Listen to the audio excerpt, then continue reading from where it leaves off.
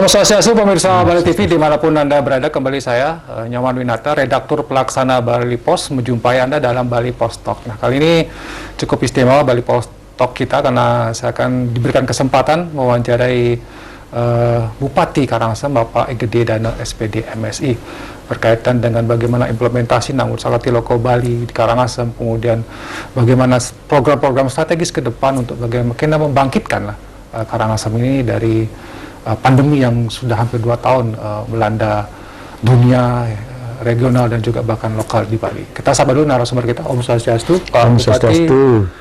Kenapa kata Pak Bupati sehat nih? Sehat, BCS Tenggara BC ini.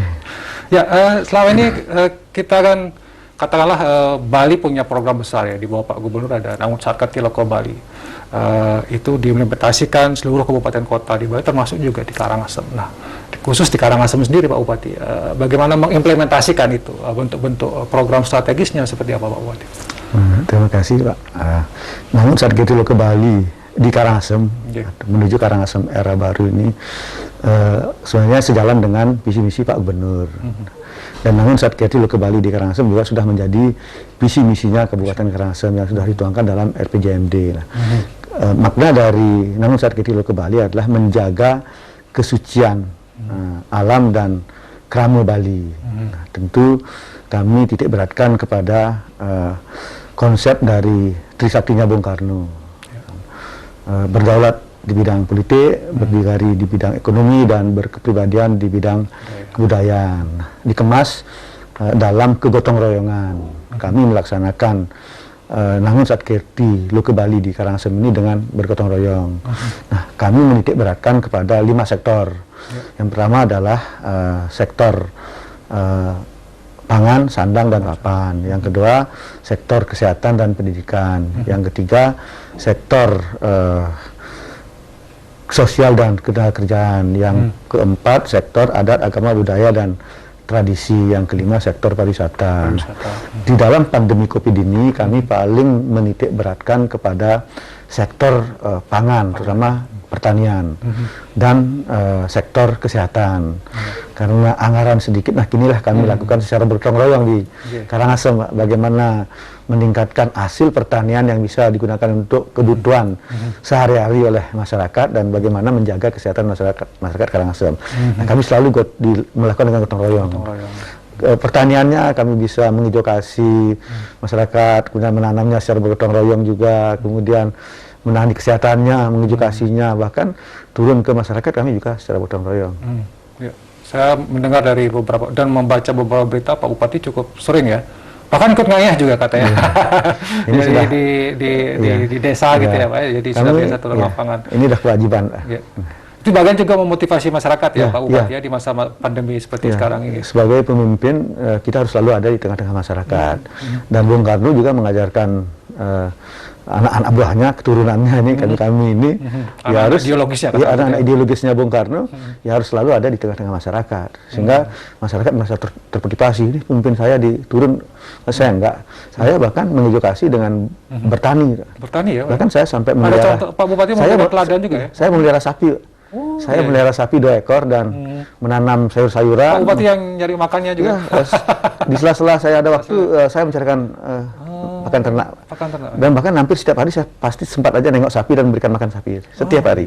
Ini bagian dari edukasi, bukan kehagalan, bukan pencitraan. Biar masyarakat tahu, Bupati aja melihara sapi, Bupati aja bertani ya? Tapi ya nggak full.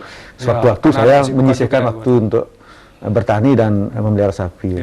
Oh, berarti kalau kita bicara pertanian ya, Karangasem saya dengar juga ini cukup mampu bertahan di tengah pandemi, karena selama ini memang sektor pertanian lah yang membackup. Jadi tidak seperti daerah lain misalnya yang tergantung begitu sangat dengan pariwisata, sehingga agak susah nih. Nah, bagaimana ke depan nih pertanian nih akan dilakukan pengembangan oleh Pak Bupati? Bahkan kami sudah mengedukasi, bahkan kami memasang anggaran di sektor pertanian menjadi prioritas utama, Pak. Oh iya. Karena kita Indonesia, Bali, Karangasem pada khususnya sudah sering dilanda oleh bencana baik bencana alam maupun bencana non alam, bahkan isu-isu politik, sehingga pariwisata anjlok. Kami sudah lihat porsi pendapatan ternyata di Karangasem ini penunjang PDRB-nya pertanian paling banyak, hampir 26, sekian Pak. Oh, iya, Masih kalah pariwisata. Dan kami fokus sekarang ke pertanian Pak. Apalagi saya di waktu tahun 80-an, warga kami tidak ada yang bekerja di pariwisata, tapi masih banyak yang bisa menyekolahkan, bahkan mengkuliahkan anak-anaknya, makan berkecukupan. Nah, sekarang di pandemi COVID ini, kenapa Karangasem secara individu atau secara kelompok, keluarga di rumahnya masih cukup makan, bahkan tidak merasakan dampak pandemi COVID ini untuk ekonominya, karena sebagian besar warga kami tidak ada berharap dengan pariwisata, memang dia bertani Pak, sehingga makan sehari-harinya tidak dirasakan susah Pak, masih bisa buat sayur, bahannya sudah ada, tinggal paling beli garam, beli terasi, ya, itu. bahan-bahan sayur sudah ada. Kalau nasi tidak harus beras, di Karangasem masih banyak warga kami mengkonsumsi nasi jagung, nasi cacah, hanya tinggal menambah beras-beras sedikit, sehingga masyarakat kami tidak begitu banyak terdampak, terutama yang di pedesaan Pak. Yang terdampak hanya di perkotaan dan yang bergelut di bidang pariwisata.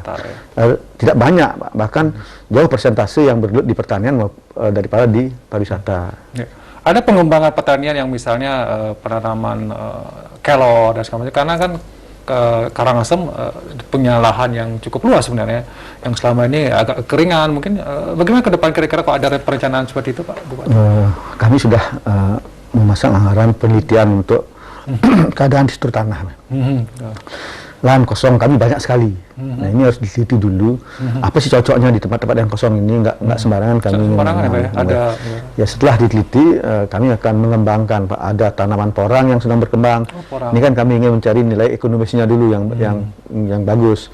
Yang kedua, banyak sudah ingin membudidayakan tanaman kelor, ya, yang manfaatnya sangat besar sekali, bisa digunakan untuk kosmetik, di samping konsumsi sehari-hari bisa digunakan sebagai kosmetik maupun obat-obatan. Ini kami sedang kembangkan di daerah yang kering yang cocok kelor. Ini sudah banyak yang ingin menanam kelor, porang banyak yang masih bisa dikembangkan di Karangasem, tapi jangan maintain. Karena dulu tamat SMA lari ke Badung, mau kerja di pariwisata, ingin cepat dapat uang, sehingga tanahnya banyak yang kosong sekarang. Nah, ketika pandemi COVID di sini banyak yang pulang. Nah, inilah yang perlu kami edukasi Pak, sehingga dia betul-betul menyenangi, mencintai pertanian. Betul ya. Jadi back to basic ya. Iya. Sekarang back to basic. Saya rasa di tahun 80-an kita happy saja dan tanpa pariwisata Pak, ya? Tanpa pariwisata, bahkan masih makanannya masih enak, masih tidak terpengaruh dengan zat kimia Pak. Ini sangat bagus sekali. Dulu saya nasi cacah, jukut sundring udah enak sekali. Bener, nasi cacah jukut sundring. Sehat juga ya Pak? Iya, sehat dan segar sampai sekarang. Jadi sebenarnya pandemi ini mengajarkan banyak hal ya Pak Bupati ya. Bagaimana kita bisa back to basic kepada pertanian yang tanah yang selama ini menganggur sudah bisa Nah, bagaimana mungkin juga kalau mau tidak mau kan pariwisata juga masih tetap diperhatikan lah, dikembangkan. Nah, ada next ke depan Pak Bupati, apa ada pengembangan daerah lain untuk pariwisata, atau ya kita menunggu dulu pandemi ini selesai atau seperti apa? Pariwisata bukan kami tinggalkan. Bagaimanapun Bali ini mau tidak mau adalah penunjangnya pariwisata, penghasilannya.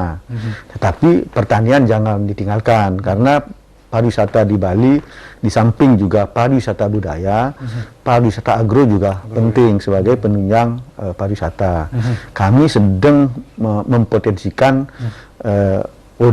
ODTW yang bagus. Di Karangasem ini sangat banyak ada objek daya tarik wisata, sangat banyak. Hamparan pantai kami 86 km lebih, hampir 96 km lebih. Nah, pada prinsipnya pantai ini kan mudah dikembangkan, dan view-nya bagus-bagus juga. Bisa di pagi hari melihat matahari terbit dengan Gunung Rinjani yang di Lombok. Kemudian pariwisata budaya kami juga banyak Pak. Ada punya Pura Besakih, ada Tenganan, banyak sekali punya pariwisata budaya. Yang ketiga, pariwisata alamnya ini yang di Sidemen, Rendang. Potensi kami banyak. Nah, kami sedang petakan ini. Ketika pandemi sudah berakhir, kami sudah siap. Kami selalu merintahkan kepada Dinas Pariwisata, jangan diam. Kepada PRI, jangan diam sekarang. Kita harus tetap bergerak, jaga kebersihan tempat-tempat wisata, jaga keamanannya. Nanti kalau sudah tamu dibuka, ya kita sudah siap. Sudah siap ya. Kami banyak yang ingin mengembangkan, Pak. Ada kawasan Amed yang ingin kami kembangkan, Ya, betul. ada kawasan Tulamen yang kami kembangkan, ada juga kawasan Sidemen, Pak. Ada kawasan Putung. Oh, ada Kawasan Putung bagus sekali view-nya. Itu untuk view-nya bagus lah ya? Bagus sekali bukitnya, bagus sekali. Udah banyak ada villa-villa di sana. Villa-villa, ya. Oke. Nah, satu lagi mungkin yang identik ya Karangasem itu dengan galian C, Pak. Nah, apakah ke depannya akan difokuskan atau akan dikurangi justru malah pendapatan dari situlah kata Pak Bupati. Galian C ini, ya gimana saya ngomong ya, kalau saya terus galian C dirusak alamnya. Oh, betul. Kalau enggak, Bali masih membutuhkan material. Betul ya. Bismillah kamal kami. Betul. Karena Karangasem lah penyuplai terbesar.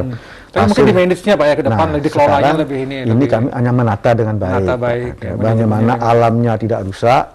Kemudian setelah digali halus direklamasi, urug lagi, ratakan bisa ditanami pohon-pohonan yang bagus. Ya. Ini yang belum kami lihat. Nah, sekarang kami akan tata bagus di mana boleh menggali, setelah menggali itu diapakan. Ya, betul. Dan perizinannya pun harus diperketat. Ini sudah menggali, nggak diperbaiki kan nggak bagus. Silahkan boleh menggali, tapi aturannya tetap jalan. Dan setelah menggali, gimana sesuai dengan aturannya reklamasi ya uruk dengan baik, tanami. Dan galian C ini saya serba salah, dilanjutkan salah, nggak dilanjutkan salah. Karena kebutuhan juga ya, Pak. Karena kebutuhan, Pak. Bukan semata-mata ini soal pribadi, tapi memang Bali membutuhkan itu, apalagi infrastruktur untuk ini. Hasil kan seperti kebutuhan pokok di pembangunan. Karangasem lah yang mensuplai. Tapi next ke depan dikelola dengan saya dikelola dengan baik. Mulai sekarang saya sudah kelola dengan baik, Pak. Saya tata dengan baik. Nggak boleh ada lagi mencuri-curi pasir. Karena dari hasil pajaknya itu kami bisa gunakan untuk memperbaiki jalan. Bisa kita gunakan untuk penghijauan. Kalau enggak, kemana kita memperbaiki jalan? Karena saya saran kepada pengusaha ini, baiklah ini sudah mengambil pertiwi kita, itu kan bertanggung jawab lah kan. Tanggung jawab lah, ini pertiwi kita, Pak. Ibu pertiwi kita, tanah kita. Bertanggung jawabkan sekali demi sekali. Baik. Oke, terima kasih Pak Bupati. Tapi ada waktu masih sedikit kita untuk closing statement lah katakan untuk mungkin Pak Bupati yang menyampaikan apa katakanlah kepada masyarakat Karangasem, memotivasi lah ya. Kita kan semua terpengaruh Pak. Walaupun tadi Pak Bupati mengatakan beruntung karena Karangasem mengadakan pertanian agak sedikit lah, tapi kan terdampak juga. Mungkin memotivasi masyarakat, mungkin harapan kepada masyarakat seperti Pak Bupati. Silakan Pak Bupati. Terima kasih Pak. Kami selaku Bupati Karangasem, di dalam pandemi COVID-19 ini, mari kita jaga protokol kesehatan dengan baik, agar pandemi ini cepat berakhir, sehingga kita bisa bekerja dengan baik. Satu. Yang kedua, ayo kita bertani bersama-sama. Jangan berpikir menunggu pariwisata sudah baik. Kedatipun pariwisata sudah baik, hasil pertanian juga akan dibutuhkan oleh sektor pariwisata. Bertani dengan baik, garap lahan kita dengan baik, itu adalah warisan leluhur kita. Tanah kita garap dengan baik, arti pemberian yang widiwasa, gunakan dengan baik, manfaatkan dengan baik, jangan ditelantarkan, sehingga ke depan kita bisa hidup dengan hasil pertanian. Baik.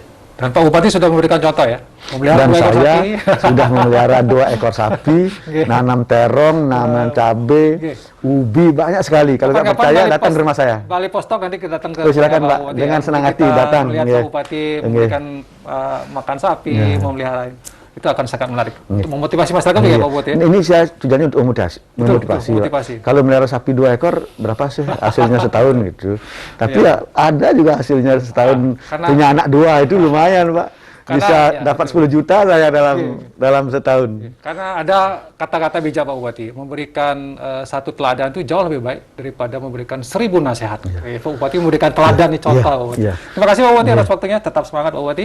Dan demikian juga masyarakat Karangasem, masyarakat Bali juga kita tetap bersemangat seperti Pak Bupati sampaikan tadi, protokol kesehatan ini dalam masa pandemi itu penting untuk bagaimana kita tetap bersemangat ya melakukan kegiatan-kegiatan optimis gitulah. Kita nggak usah menunggu pariwisata tumbuh, bangkit atau apa kata, tapi bertani, back to basic itu yang terpenting. Mudah-mudahan Karangasem tetap bisa berjaya mensejahterakan masyarakat di bawah kepemimpinan Pak Bupati Gede dan SPD MSI.